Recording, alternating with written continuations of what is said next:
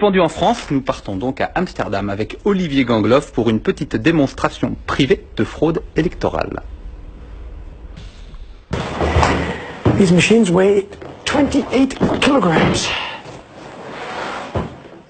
28 kilos, c'est le poids d'une machine à voter de la marque NEDAP. Rob en a acheté 2 exemplaires à une municipalité hollandaise pour 4 000 € la paire. Il est informaticien et convaincu que le vote électronique est une menace pour la démocratie. Il a donc décidé de montrer que le système est piratable. There we go. That's the machine. Devant nous, avec un simple tournevis, il ouvre la machine, retire une puce électronique qu'il remplace par une autre, identique en apparence, mais qu'il a programmée lui-même.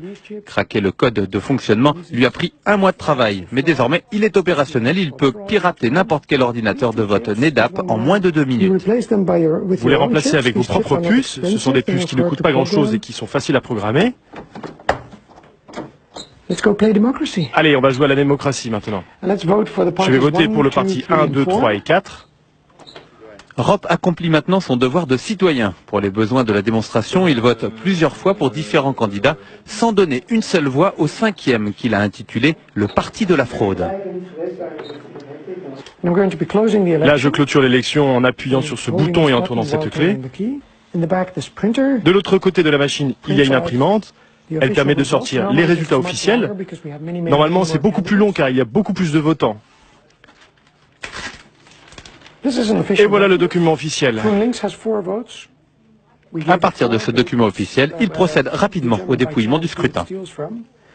Le parti du PVDA a 3 voix, nous lui en avions pourtant donné 4.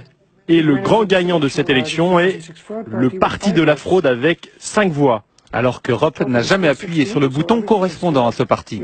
Le bureau de vote va penser que tout est régulier, normal, que tout a fonctionné, il n'y a rien de louche. C'est une élection complètement légale et légitime, en dehors du fait que tout est faux. Depuis que cette démonstration a été médiatisée en Hollande, la société NEDAP a fait installer des scellés sur ses machines pour empêcher l'accès aux circuits électroniques à des personnes non autorisées. Mais pour cet informaticien militant, ça ne change rien au fond de l'affaire. Cette fraude indétectable peut venir de l'intérieur. Les gens de NEDAP ou les importateurs en France, par exemple, ils ont accès à ces machines en permanence. Ils changent régulièrement les puces pour actualiser les logiciels nouvelle version. Aux Pays-Bas,